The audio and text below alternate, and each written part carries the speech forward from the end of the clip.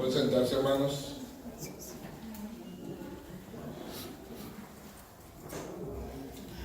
En esta mañana voy a presentar la segunda predicación sobre las disciplinas espirituales bíblicas. El día de hoy veremos la oración, la primera disciplina espiritual. Vamos a empezar ahí con el Lucas capítulo 11, versículo 1. Lucas capítulo 11, versículo 1.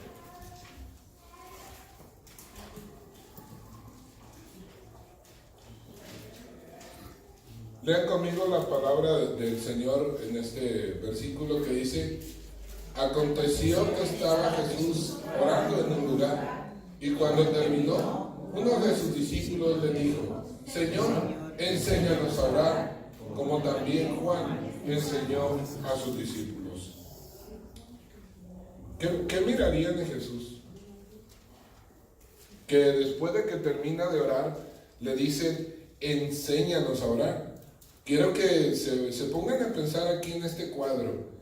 Está rodeado, está cerca de judíos. Judíos es gente que ora. Tiene miles de años de tradición de oración.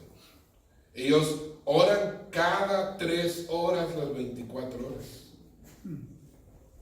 Es gente de oración que ora.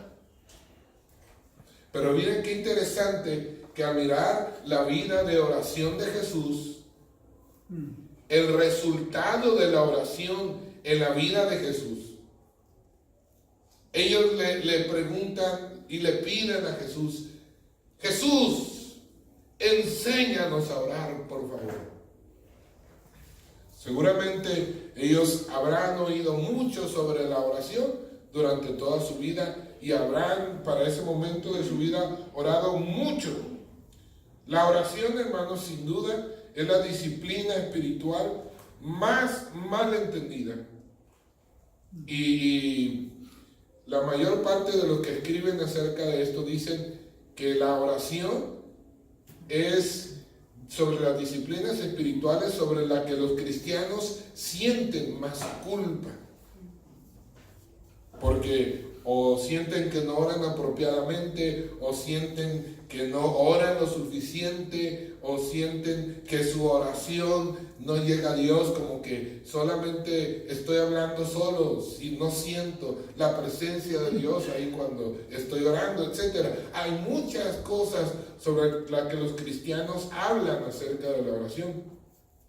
Hoy veremos algunos aspectos importantes de la oración que nos ayudarán a tener un tiempo de oración con más calidad y a verdaderamente disfrutar. Primero que nada, y hemos de empezar por ahí, ¿qué es la oración? Desde que yo no crecí en una familia cristiana, así que a mí no me enseñaron en mi casa a orar, ni a leer la Biblia, ni a nada. Las primeras veces que yo oí sobre la oración, como muchos de ustedes tal vez se sentirían, que no me digan a mí, que no me pidan que yo ore, porque yo no sabía orar. Y yo no quería que a mí me dijeran que yo orara.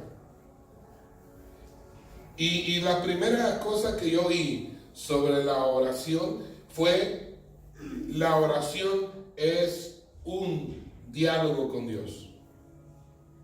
Y a mí me quedó grabado esa definición de la oración, corta, sencilla, pero profundamente significativa. Para mí, como un muchacho que le gustaba la escuela y alguien que siempre ha puesto mucha atención en el significado de las palabras, la palabra diálogo me sonó incongruente con lo que yo había visto de la oración. Porque para mí la oración yo la podría describir más como un monólogo, donde yo me paro frente a Dios, o me hinco, o me acuesto, o lo que sea, me pongo delante de Dios Y digo, Señor, aquí vengo a descargarte mi lista de problemas, de dificultades, tal vez de gratitudes, de alabanzas, de lo que sea, pero soy yo el que habla, tú me escuchas, por favor, y te ruego que escuches mi oración. Siempre la oración ha sido un ruego de ser escuchados. Pero creo que la definición, la oración es un diálogo, es la definición más correcta de la oración. Y si ustedes todavía no nos llega el 20, pero no nos cae el 20 de que el diálogo significa una conversación entre dos partes, donde el diálogo, el que habla es el emisor y el que escucha es el receptor, pero en un diálogo las dos partes son emisoras y receptoras. ¿Qué significa? En un momento yo hablo y el otro escucha, y en un momento yo me callo y el otro habla. Eso es un diálogo. La oración es un diálogo. ¿Sabe que la oración además me parecía a mí más como un ejercicio religioso que otra cosa? Es como, si yo oro mucho, Dios me voy a ganar puntos con Dios y Dios va a ser bueno conmigo, ¿verdad? Si yo oro mucho, me voy a ver muy espiritual y me voy a ver delante del bien de los demás. Yo quiero aprender a orar como ora el hermano fulano. ¡Qué bonitas oraciones dice! Ok, mija, por favor, ponme el video que te pedí. Espera un momento porque hoy tuvimos que truquear la computadora un poco.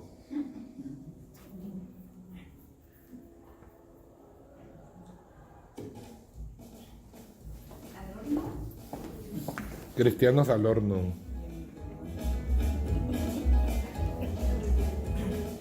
Oh, amadísimo Padre, tú que todo lo gobiernas desde tu sabiduría y tu poder, acudo a tu infinita misericordia, a tu gracia inmerecida, y humildemente me pongo ante ti para rogarte que atiendas mi humilde petición.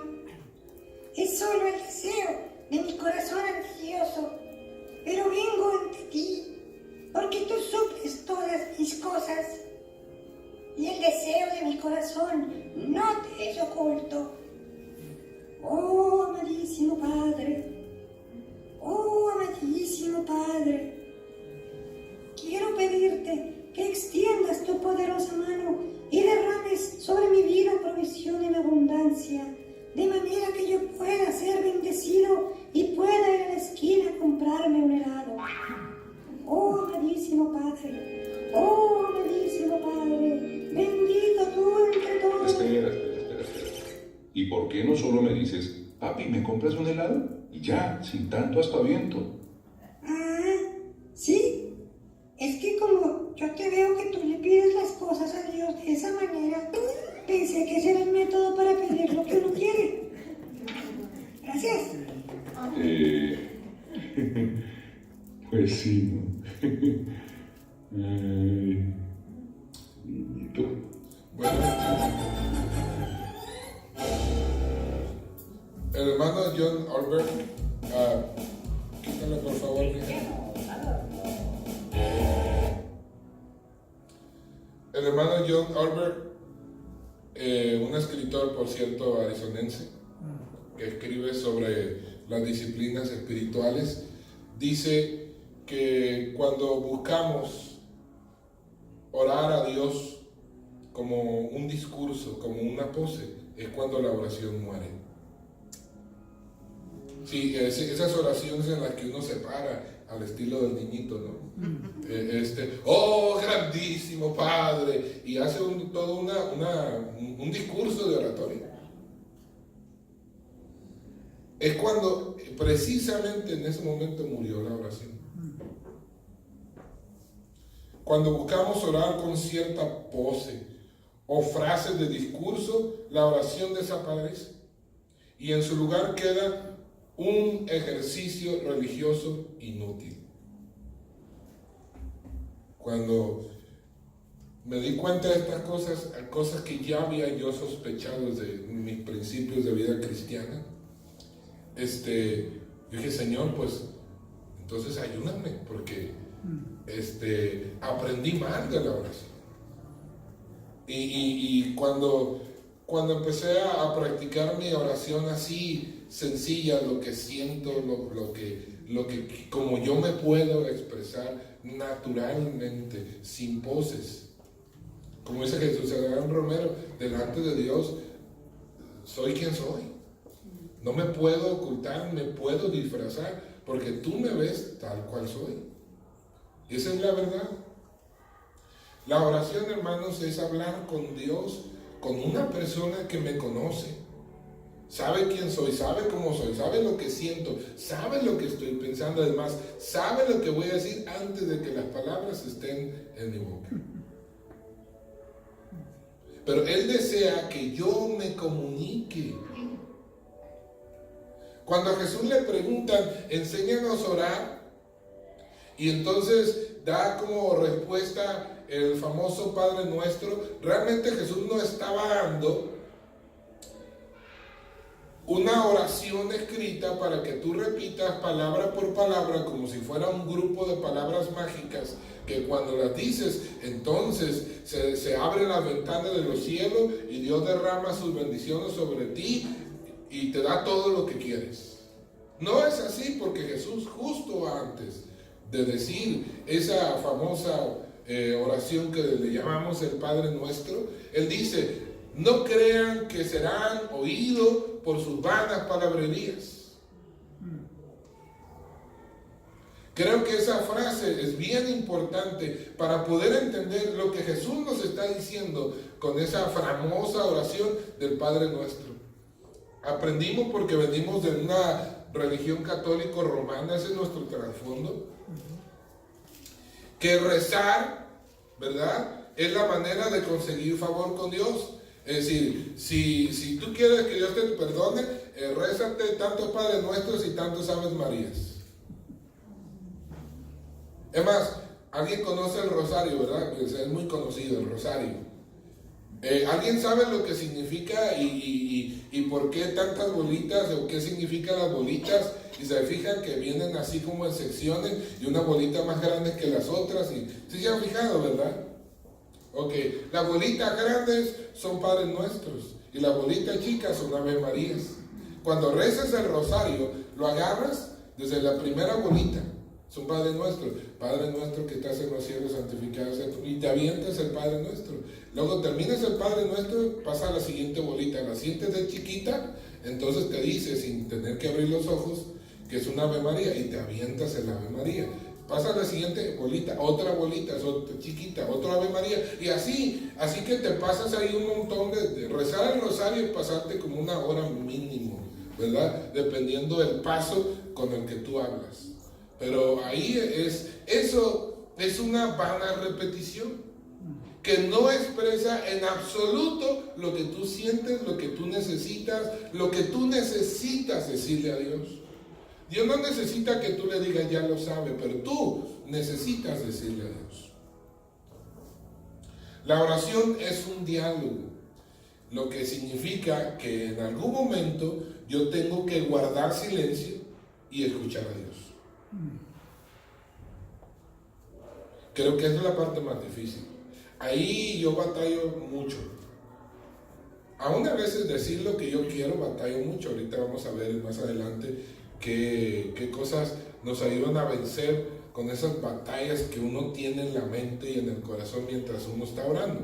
Pero en la parte de guardar silencio y escuchar a Dios, yo creo que es un ejercicio que es importante en la oración, es parte de la oración, pero que es el que más nos cuesta trabajo.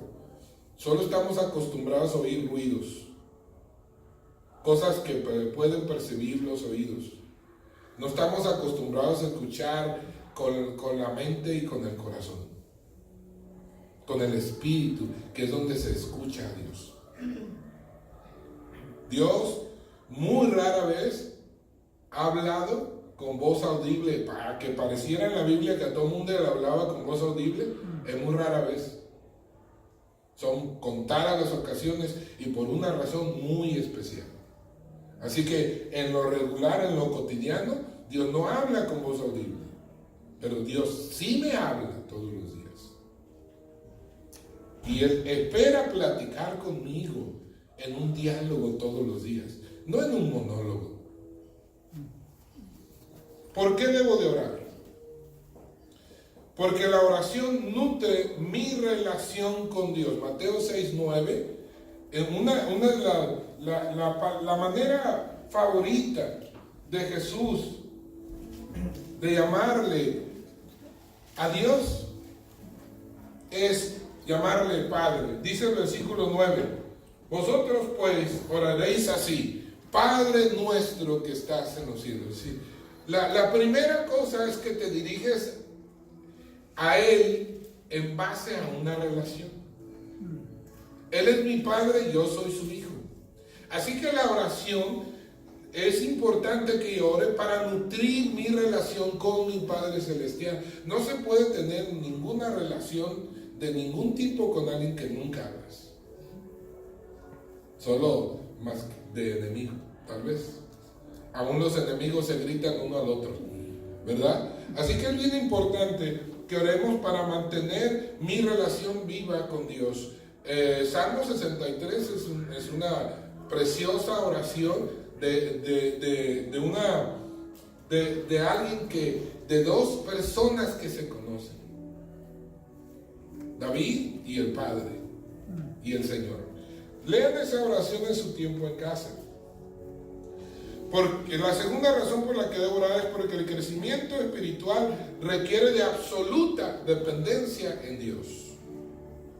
Juan 15 nos dice que debemos de permanecer en Cristo, porque separados de Él nada podemos hacer. Necesitamos la oración, porque la oración es el punto donde yo me agarro de Dios. Es la manera en que yo permanezco junto a Dios. Mire, Dios no se esconde ni se aleja de mí. Soy yo el que se aleja de Dios y que se esconde de Dios. Cuando no voy a buscarlo todos los días en oración, yo me he alejado de Dios. Si no me acerco, entonces ¿qué hago? Me alejo. La relación con Dios es dinámica. Tengo que estar en movimiento. Si no me acerco, entonces me alejo, porque Dios sigue su movimiento. Así que para yo mantenerme cerca de Dios, tengo que permanecer buscando a Dios, y la oración es la manera excelente de buscar a Dios y de depender de Dios, que Él recuerden que es un diálogo donde Él me guía, me alienta, me da de su sabiduría y de su fuerza para seguir adelante. No puedo hacerlo, no puedo crecer espiritualmente si no oro. La tercera razón, porque Dios nos manda que oremos. Lucas 18, versículo 1. ¿Alguien lo quiere leer, por favor? Parece que no les había dicho hoy, ¿verdad? Siempre les digo que lean, para que no se me duerman. También les refirió Jesús una parábola sobre la necesidad de orar siempre y no desmayar. Jesús les habló de muchas maneras, pero también habló por parábolas, y en esta parábola les quiere recalcar la necesidad de orar siempre y no desmayar, o sea, no dejar de orar. Hermanos, yo como persona también puedo atestiguar que a veces no tengo ganas de orar.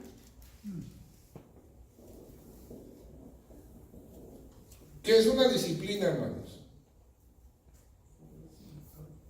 Algo que me levanto a hacer, tenga o no tenga ganas.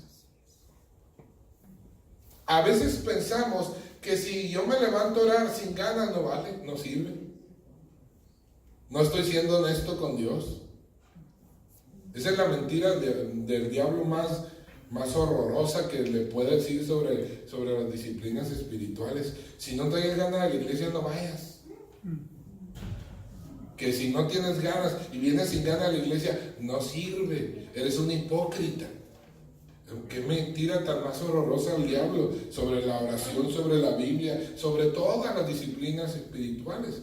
Son disciplinas, requieren un ejercicio de la voluntad que se impone sobre el deseo. Eso es una disciplina. Y otra razón más, Jesús nos dio el ejemplo de ser constante en la oración. Marcos capítulo 1, versículo 35. Marcos 1:35, esgrima, como decían antes. Yo creo que un día de esto vamos a hacer uno de esos esgrimas, ¿verdad? Sí. Por cierto, ya era un campeón en esgrima. ¿Nadie? Levantándose muy de mañana, siendo aún muy oscuro, salió y se fue a un lugar desierto y allí oraba. Levantándose muy de mañana, siendo aún oscuro. Jesús, no importa qué tan ocupado estuviera, Él siempre tenía tiempo para orar. A veces estaba, la multitud lo presionaba tanto porque los escuchara, porque les hiciera milagro, porque les enseñara, que a veces tenía que decirles, esconderse, casi como salir huyendo de la multitud y apartarse para orar. La oración no es un ejercicio opcional, es un ejercicio, es una disciplina que yo hago para mantenerme vivo y conectado con la fuente de vida que es Dios. Un ministro, un cristiano, cualquiera que sea, que busca agradar a Dios y servir a Dios por sí mismo, no importa cuántas ganas y cuántas habilidades tenga para hacerlo, si no ora se agota y deja de disfrutar lo que hace. Hermanos, y no hay peor cosa que estar haciendo algo solo porque estoy obligado a hacerlo. La oración nos da esa frescura, esa energía, esa fuerza, que a pesar de que haya 1000 vientos en mi contra, yo sigo adelante con la misma pasión, con la misma fuerza, con la misma energía. Pero eso solo lo recibo en mi relación con Dios a través de la oración. La oración es el recurso que Dios nos dio a los suyos para obtener lo que necesitamos. Dios mismo nos dice que no recibimos porque no pedimos. Es cierto, no sabemos. Nadie sabemos cómo orar. Una de las cosas que leí hace poco, no recuerdo si fue de Dallas Willard o de otro escritor, dice que un asunto sobre la oración: nunca seremos otra cosa sino aprendices de la oración. Mira el pueblo judío, un pueblo que de tradición oraban y siguen orando.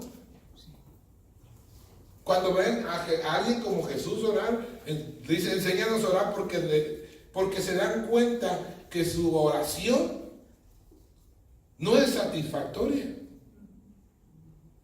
Recuerden que una oración que es elevada como una pose, como un discurso, es un ejercicio inútil. Aunque se vea muy espiritual y muy religioso, es muy inútil. Hay religiones que oran más, por ejemplo, los musulmanes oran mucho. Usted los ve en grandes multitudes tirados en la tierra, ¿verdad? Con la cara hasta el suelo y orando, y le oran al Dios de Abraham. Y a pesar de que sea una oración al Dios de Abraham, sin duda, por los resultados en la vida de ellos, la violencia, la falta de paz y todo eso, su oración es inútil. Como la de cualquier otro que ora, sin una relación directa y concreta con Dios. Decíamos la semana pasada que las disciplinas tienen un solo propósito: que yo llegue a ser como Cristo. Cuando yo oro es para conocerlo, para saber cómo es Él, para oír qué es lo que Él espera de mí, para conocer su corazón y entonces saber qué es lo que espera Él de mí y cómo yo debo ser. La oración me guía de una manera fuerte a ser como Cristo. El que ora en una oración real de relación con el Padre, se levanta con más ganas de ser como Cristo que antes. Y con nuevas y refrescantes ideas de cómo imitar a Cristo en este día en particular, en esta circunstancia en la que estoy viviendo. No en la de los apóstoles, no en la de otros misioneros, no, en la tuya. En la de cada quien, Dios nos da una idea clara de qué ser y cómo actuar y cómo hablar. La oración es la manera de salir victoriosos en la guerra espiritual. Estamos en una guerra espiritual, lo sepa o no lo sepa, lo crea o no lo crea. Hay una guerra espiritual en nosotros y alrededor de nosotros. Y la única manera de obtener victoria es a través de la oración. De esta relación con el Padre, con el fuente de toda victoria. Confiad, yo he vencido al mundo. Sí, por esa confianza, esa victoria viene en una relación estrecha e íntima con Dios que empieza, se cosecha y crece en medio de la oración. Sí, yo le llamo la primera disciplina porque es así como empezamos nuestra relación con Dios. Dios nos habla, ¿verdad? Oímos su mensaje. Y entonces nos caemos de rodillas, reconociendo nuestro pecado, pidiéndole que nos salve. Y en esa oración Dios me escucha, y Dios me rescata, y Dios me da de su espíritu, y empiezo mi relación con Él.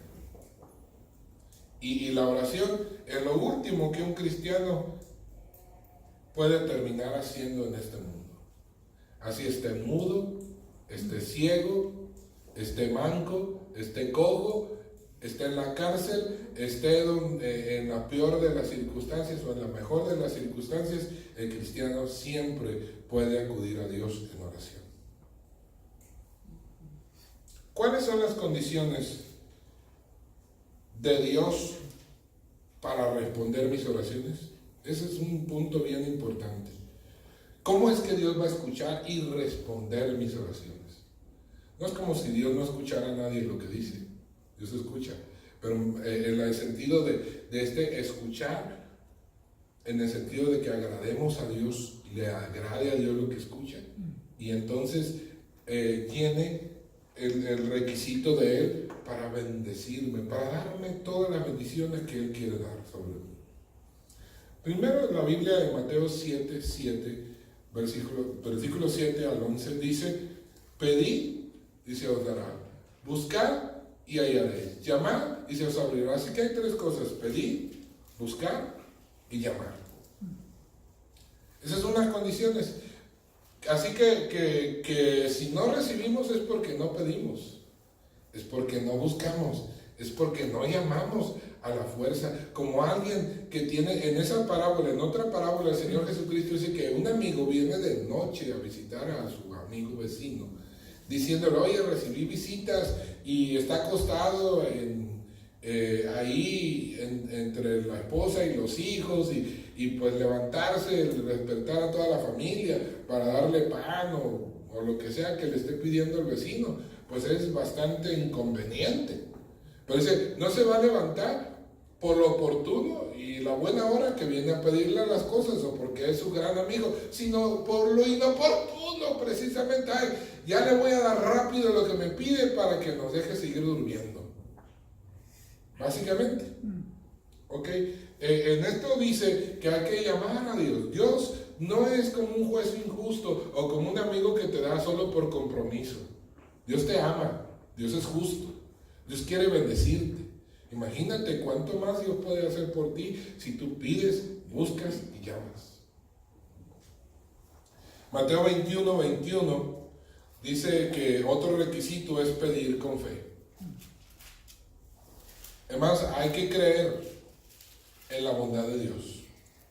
Yo he escuchado mucho esta frase: pero la he escuchado de modo equivocado. Si yo le pido a Dios creyendo que Dios me va a dar lo que yo le pido porque yo tengo fe y yo se lo pido, es como una manera un poco equivocadita. Si puedo pedirle a Dios lo que yo desee, lo que yo quiera, pero mi confianza y mi fe en Dios está en que Él es bueno y me va a dar siempre lo mejor. No me va a dar una piedra si le pido pan. No me va a dar una serpiente si le pido un pescado, porque solo sabe dar buenas cosas. El problema es que a veces yo le pido con fe, pero algo malo. ¿Usted cree que Dios me lo va a dar? Dios no sabe dar cosas malas, solo sabe dar cosas ¿qué? Buenas. Yo siempre, cuando le pido confiando en su amor, en su bondad, en su misericordia, me va a responder y me va a dar. Aunque no me dé lo que yo le pido, Él me va a responder. Y siempre lo que Él me va a dar va a ser mejor de lo que siquiera yo había tenido en mis mejores sueños guajiros. La Biblia dice también en 1 Juan 3, versículo 21. Pueden buscar por favor y alguien lo lee. 1 Juan 3, 21. Esgrima. Amados, si nuestro corazón no nos reprende, ¿verdad? ¿De Juan 3:21? 3:21, sí. Amados, si nuestro corazón no nos reprende, confianza tenemos en Dios. 22. Y cualquier cosa que pidiéramos, la recibiéramos de Él, porque guardamos sus mandamientos y hacemos las cosas que son agradables delante de Él. ¿Cómo es que recibimos lo que pedimos? ¿Por qué? Porque guardamos sus mandamientos. La obediencia es requerida, hermanos. Es decir, debemos tener fe y ser obedientes cuando oramos. También nos dice en 1 Juan 5, más adelantito, versículos 14 y 15, otro requisito más.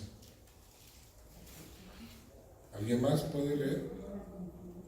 Esta confianza que tenemos en Él, que si pedimos alguna cosa conforme a su voluntad, Él nos oye. Y si sabemos que Él nos oye en cualquier cosa que pidamos, sabemos que tenemos las peticiones que le hayamos hecho. El otro requisito es pedir conforme a su voluntad. Mire, en la oración ahí en Mateo, el Padre Nuestro, Mateo 6, versículo 9, vamos a buscarlo otra vez. Quiero hacerles, ya lo he dicho antes, así que probablemente lo van a volver a oír, pero para aquellos que no lo han oído, vale la pena repasarlo. Vosotros pues oraréis así: Padre nuestro que estás en los cielos, santificado sea tu nombre. Y el versículo 10 dice: venga tu reino, hágase tu voluntad, como en el cielo, así también en la tierra. Mire, a veces leemos y decimos las palabras sin darnos cuenta de lo que decimos. El Padre Nuestro es muy conocido y decimos al Padre Nuestro: Padre nuestro, hágase tu voluntad, así como en el cielo, también en la tierra. Y entonces luego decimos que la oración se trata de tener tanta fe en Dios, que Dios hará lo que tú quieras.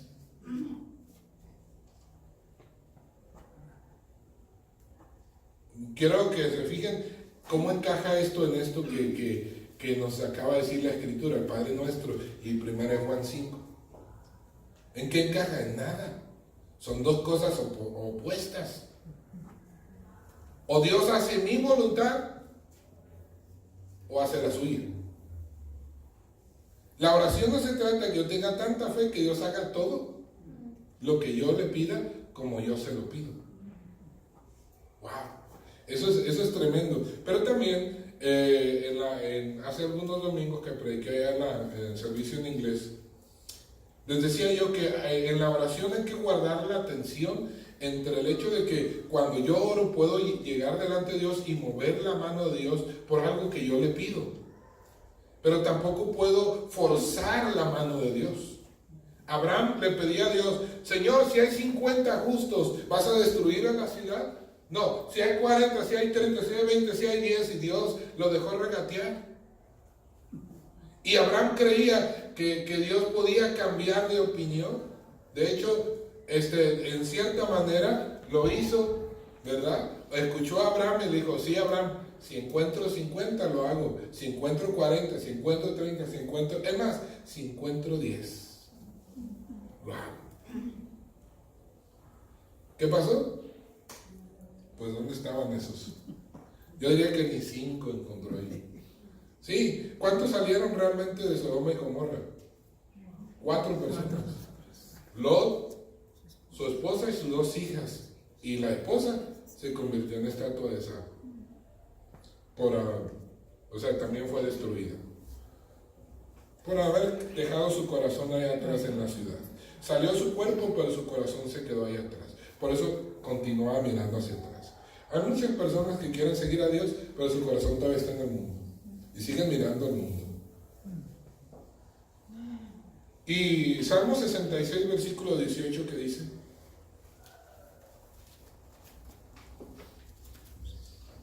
En mi corazón hubiese yo mirando a la iniquidad, el Señor no me habría escuchado. Si en mi corazón hubiese yo mirado la iniquidad, el Señor no me habría escuchado. Así que debo de pedir sin maldad. Dios es tan bueno que a veces nos escucha hasta oraciones raras, ¿no? Sí, en la Biblia escuchamos que hay muchas oraciones que parecen muy irreverentes. Pero ¿saben cuál es la oración que Dios no escucha otra vez? La de pose, la de discurso, no la que sale de un corazón. Muchas veces vamos a llegar a Dios diciendo un montón de tonterías. Dios con paciencia nos escucha y nos responde con amor, con misericordia y con gracia.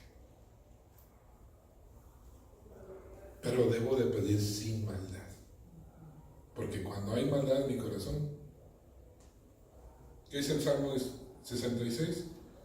Dios no me va a escuchar. Así que tal vez usted no puede asegurarse que usted va a decirle a Dios lo más correcto, lo más bonito, lo más santo, lo más precioso. Pero asegúrese de que todo sea buscando el bien, que no haya maldad en su corazón, que sea buscando el bien, porque si es con maldad o malicia, Dios no lo va a escuchar. Santiago 4:3 nos dice que pedimos y no recibimos por causa de qué. Pedís y no recibís porque pedís mal, para gastar en vuestros deleites.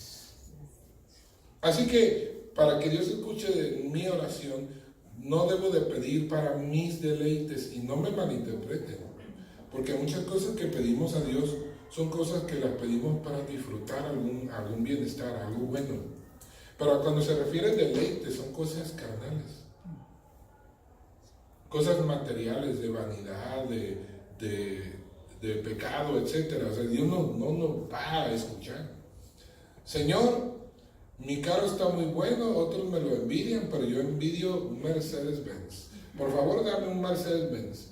Amarillito, Señor, por favor. Como diría Paul Young Guichot, ¿verdad? En la cuarta dimensión, decía: si le vas a pedir a Dios, pídele la bicicleta de la marca que quieres, el color que quieres, el día que lo quieras.